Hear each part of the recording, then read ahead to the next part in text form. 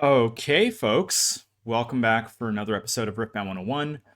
This is episode 32, and today is Azir in Focus. So, this is going to follow the regular In Focus episode format. It's going to be a shorter one because there aren't that many current Azir decks that are floating out there, but I think this is a super interesting one to cover, kind of because of how cheap it is and the uneven tournament placement that it's had recently, and kind of the anecdotal evidence that Azir is popping up a lot at locals. Also, one of my favorite decks, and one that I am currently running at my local Nexus Nights when I'm playing for fun. So, as usual, the episode is split up into 5 parts. I'm going to talk about the concept of the deck, the main game plan. I'm going to talk about a core build that's around that I think is relatively settled on, but I'm also going to nuance that a little bit. And then what I want to talk about is the main issues facing Azir currently that you should be aware of if you want to pick up the deck, your matchups, in particular the ones that are difficult, in part because of the issues, and then a pretty quick discussion about budget versions of the deck, given that the deck is by itself, I think, quite budget friendly already. So, Azir's concept, I think, is super simple to understand. Emperor of the Sands, your legend, allows you to create one Sand Soldier if you played an equipment on your turn, and it costs you 1 energy, and you have to exhaust Azir.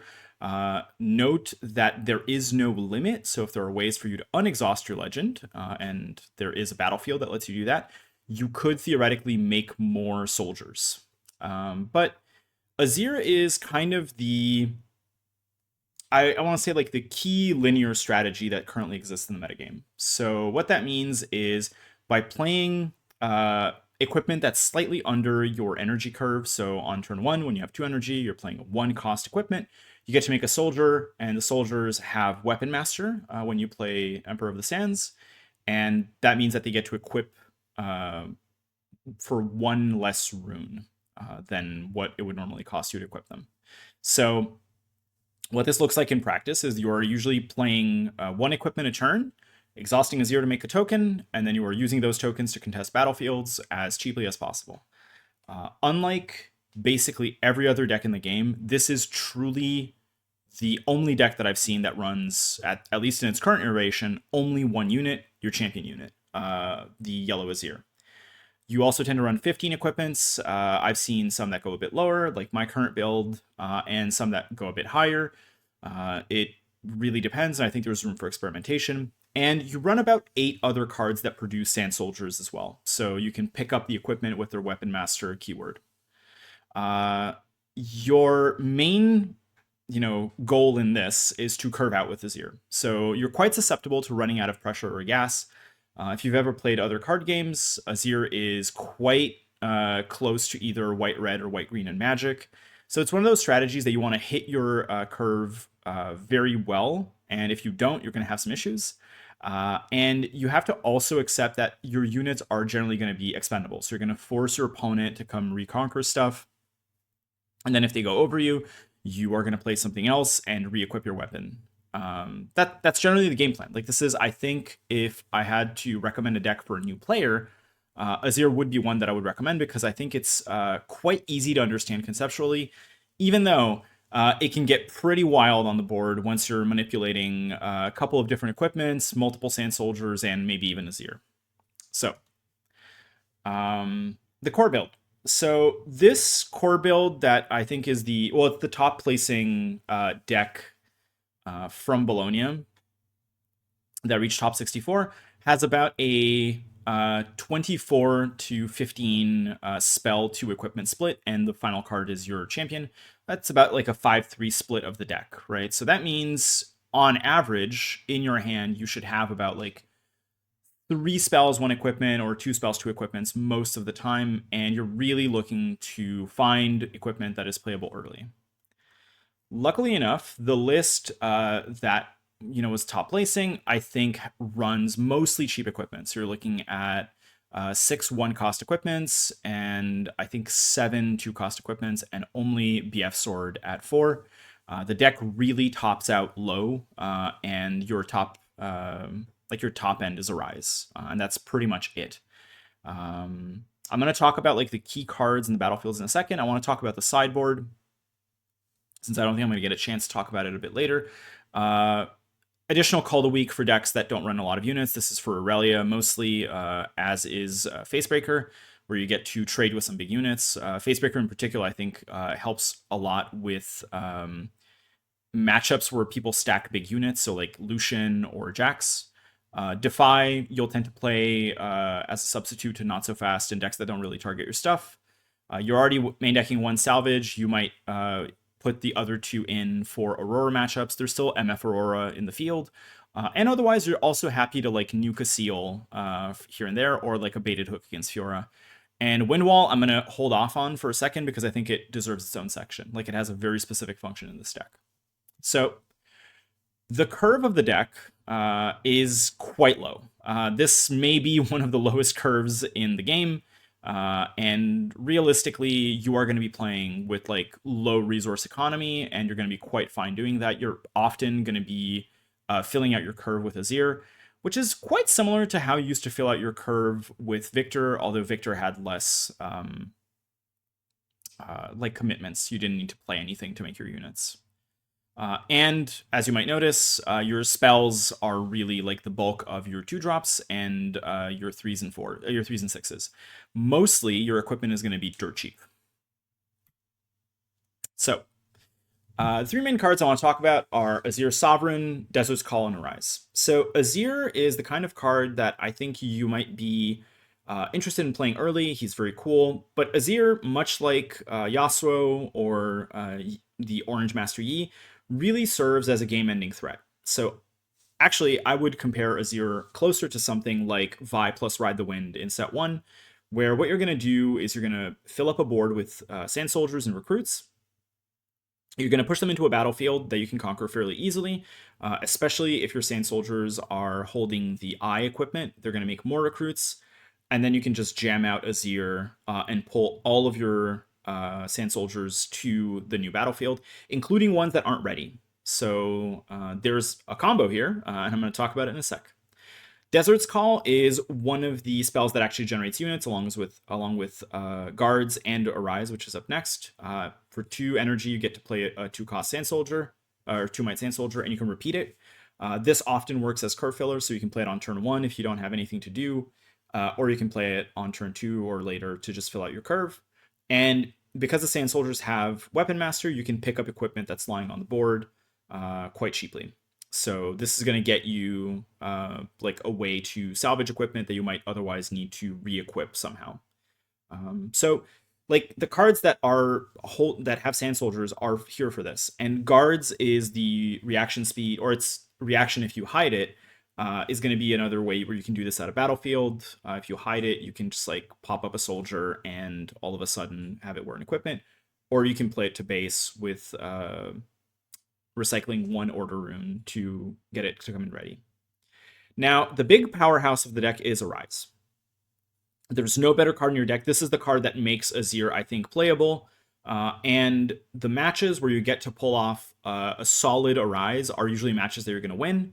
And if for whatever reason you can't do that, then that is probably a match you lose. So Arise costs 6 energy, recycles 1 Order or Calm Rune, fairly low commitment spell. And you get to generate 1 Sand Soldier for each equipment you control, and you ready 2 of those Sand Soldiers. And notably, because they have Weapon Master, those Sand Soldiers will usually equip other stuff. So for example, you can play an Arise and equip 2 BF Swords, and all of a sudden you have like 10 power worth of ready units for 6 might. If you have, I think, anywhere upwards of 3 equipment when you play Arise, it can feel like a massive blowout. The counter to this card, which is sometimes out in the wild, is against the odds in red, and you should be aware of that. Some decks are not on Blood Rush, they are on that, and that card kind of cooks Azir pretty hard. This also gives Pseudo Accelerate in yellow-green, colors that don't usually get it. And the other thing that you can do is, if you are on 10 energy, you can play Arise, go conquer with your 2 new Sand Soldiers, and then use Azir to pull all of the Sand Soldiers just generated to the other battlefield, sometimes like closing out the game. So this deck, I think, is generally fair But if you ever hit 10 energy for whatever reason, and you can Arise Azir in the same turn, actually that would be 11 because you have to pay the accelerate cost, you are probably going to crush your opponent. The problem is what happens when you're trying to get there. So I would recommend generally playing Azir on more conservative boards. Like 2 equipment or 3 is fine. You don't need to have 5 equipment out to make this a worthwhile card. Your battlefields are actually pretty stock for people who are playing like Hook Darius or Victor in set 1, with some exceptions. So Orin's Forge is probably one of the battlefields that you're happy to play on turn 1. There are actually quite few decks that are going to get a lot of value out of this.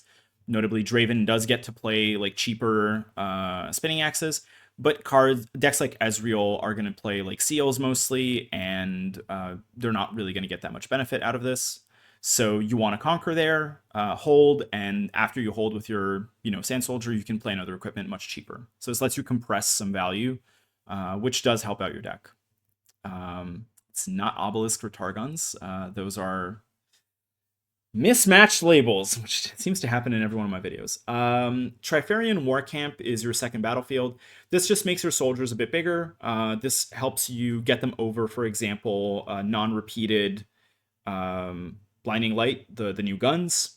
And it also helps out with repeated Bellows Breath. It doesn't save you from Bellows Breath combo or Arcane Shift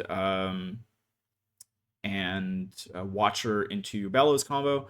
So it has some limited applications. The logic behind it is you're usually going to have more units than your opponent, especially if you're attacking, so you get more value out of it.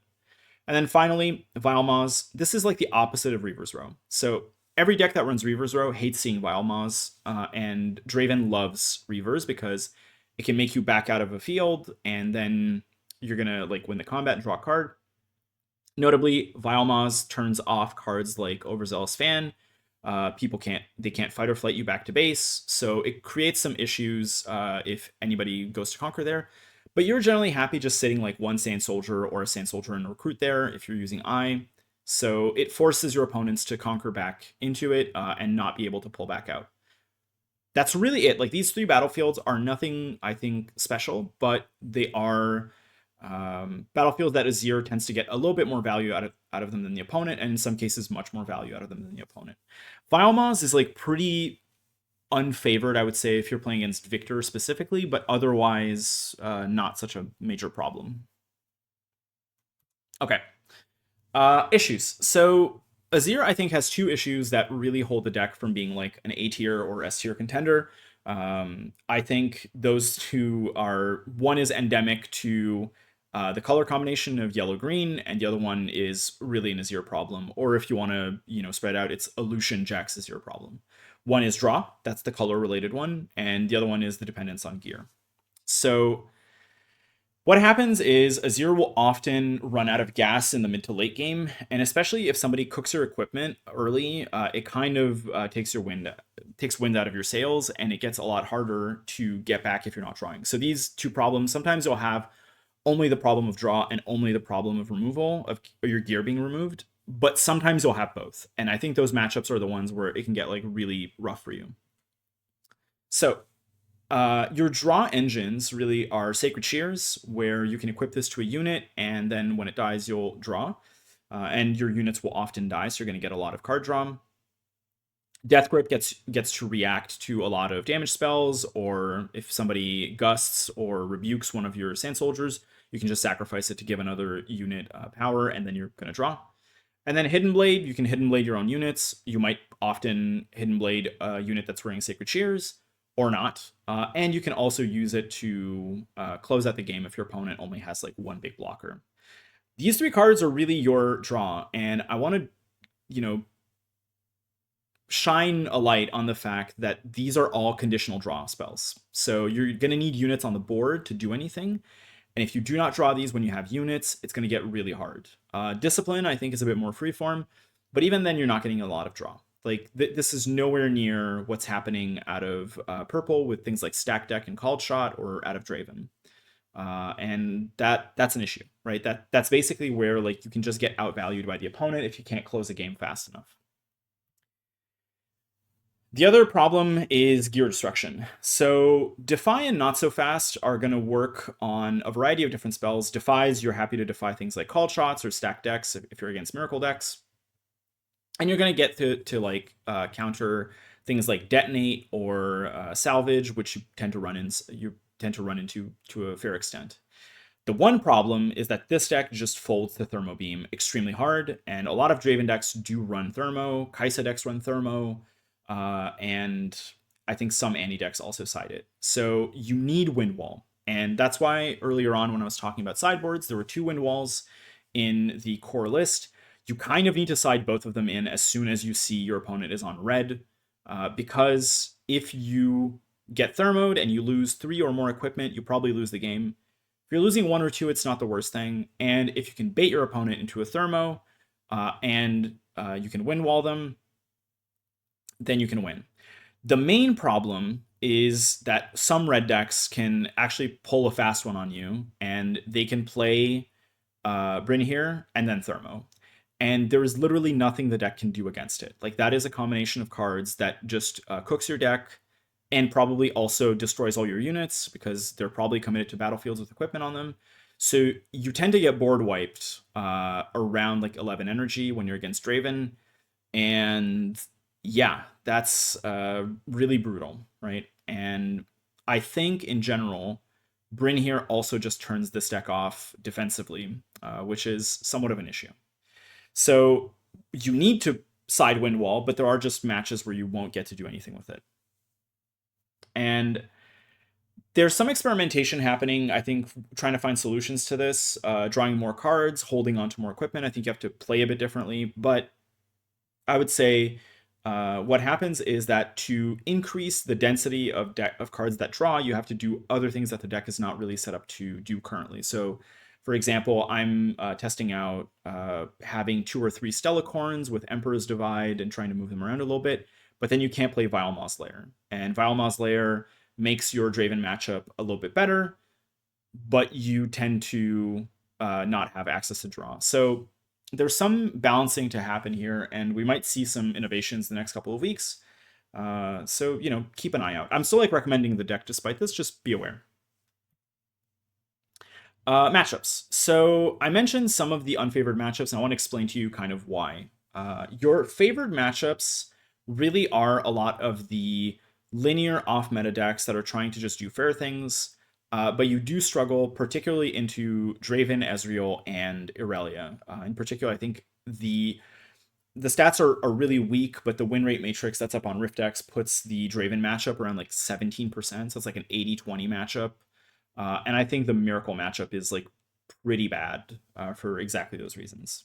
So you kind of have to deal with purple and red decks. And purple decks tend to just outvalue you with draw engines, which, not something that is exclusive to Azir. That's something that's happening a lot in a lot of different decks. But you kind of have to deal with it. And now a lot of the purple decks are becoming Miracle decks. So if you've been taking a look, we have like Miracle Sivir, Miracle Ezreal, Miracle Draven, and Miracle Jinx now. And I think if you see those purple decks, you should be wary of just having a lot of compressed might being dropped on the board around like turn 3 or 4. And it's hard. Like if your opponent drops, 2 Rasas of Battering Ram and it's 18 might, you need 3 to 4 equipments over a series of turns to do that, and that implies that your opponent's done nothing in the previous turns, which is often not the case.